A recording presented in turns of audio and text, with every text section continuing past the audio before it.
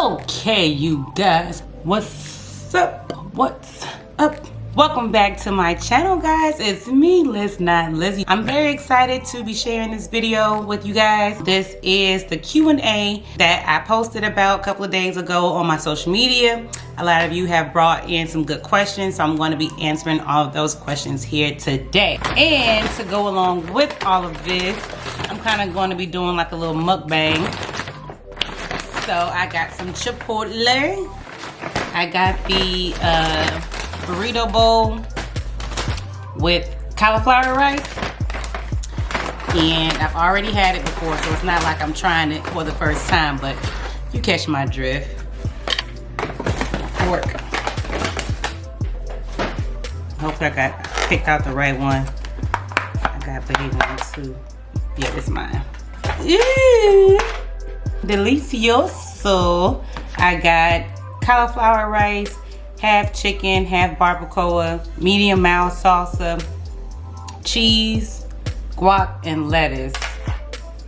And then I also got chips. Don't worry about it. It's low carb. Y'all ain't know they had low carb tortilla chips? Yeah.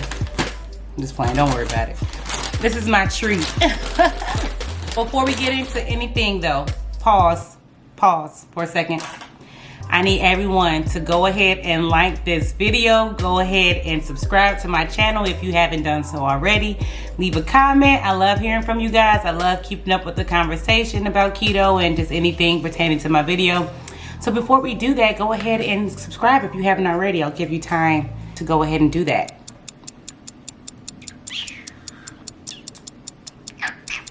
You liked it? You subscribed? Okay, cool. Let's go. First things first though, I gotta eat. This is my first meal of the day. It's almost 3 o'clock. So I'm about to go ahead and get into this real quick. And then we're gonna get into the questions. Questions that you guys have about keto.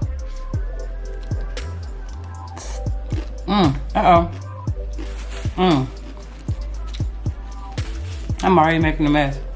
This is so good. He kind of skimped me on my cauliflower rice. I guess with this being a new thing, everybody is on the train and want to try it, so they have to be scarce with their portioning, I guess. But it's good. I like it. If you haven't already tried it, you should try it. It's good.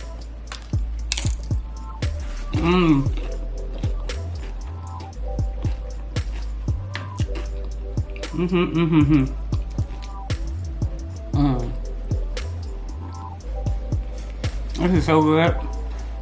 I honestly don't know how some people say they don't like Chipotle, that it's nasty. I'm like, wow, okay, I can get maybe not liking it, but to say that it's nasty, who did that to you? A lot of people say that they like Kudobo. Hope I'm saying that right.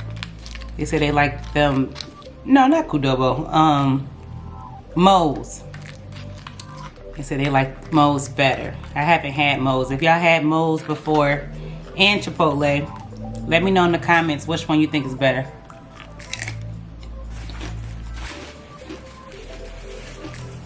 And to drink, I got some Gatorade.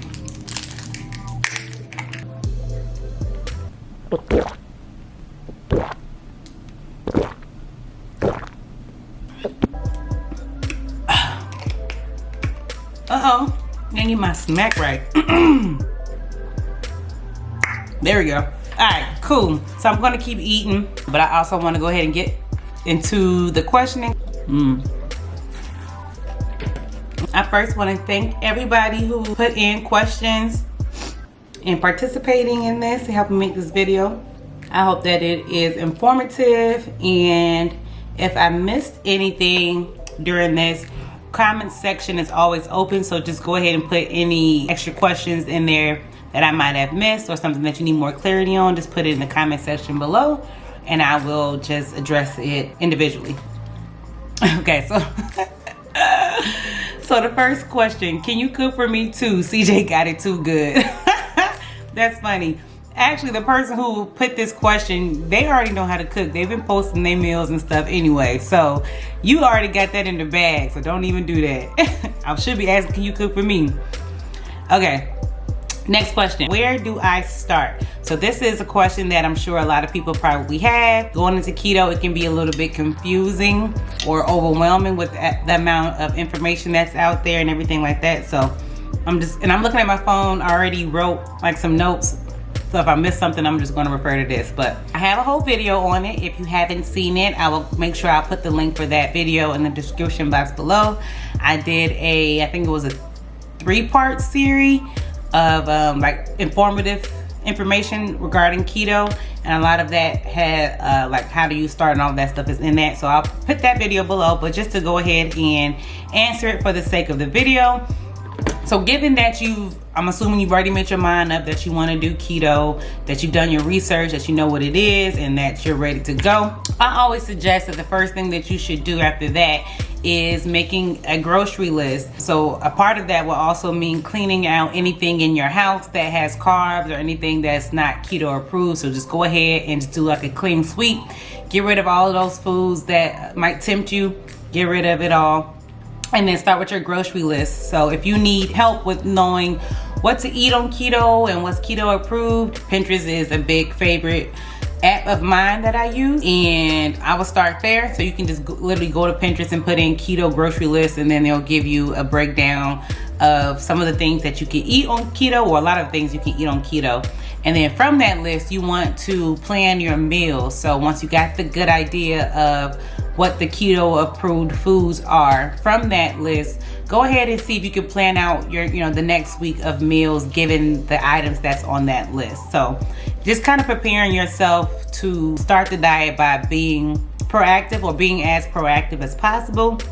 And that way you can kind of start off good, and it will lessen the chance of you going off track early on in the process. Along with Pinterest, I would also suggest maybe looking into getting a keto cookbook. They have lots of different recipes and ideas to kind of help you see like what this whole keto thing looks like, what kind of foods can you eat, and how you can be creative with it. So that's another option as well. But all in all, with that, when it comes to food, in the beginning, I say just keep it simple so you don't overwhelm yourself. So when I say simple, I'm meaning like I wouldn't suggest really trying to get into like the keto alternatives too much until you feel like you really got a hang of it, because it can become overwhelming. You'll possibly start not knowing what it is that you can have, or you could possibly be kicked out of ketosis unknowingly because you've been eating something a certain way and not really keeping up with how many carbs is in it, or whatever the case may be. So just to eliminate that, I would say the first 2 to 3 months, maybe, if possible, go ahead and just keep it real simple, real strict. Put your protein, a veggie, a fat, and call it a day. But Pinterest is a big one for me that I use often. 8 times out of 10, I would say that anything that you normally like to eat, or anything that you might have a craving for, you put it in Pinterest and put keto before it or behind it. 8 out of 10, I would say that it's a keto version for it. So yeah, that's another good one. Next question. Wait, I need another bite, and I don't want my guac to get nasty looking.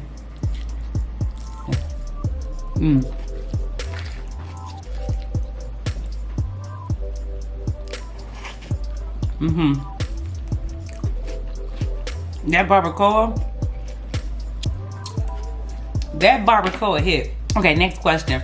What helps to consistently stay on the plan, and what's the most rewarding thing from it? Very, very good question.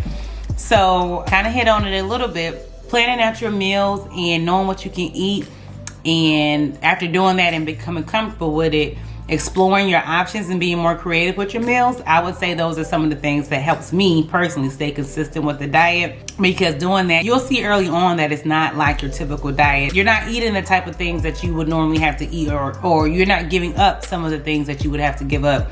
Now that I'm in keto and I've been doing it for a while, I see less and less of a reason to cheat or go off the diet. If I have a cheat meal or cheat snack or whatever, it's probably simply because I just wanted to, and also because just some things are not the same, such as like keto chips. But like some things are just not You know, some things are just not the same. Like, I don't know.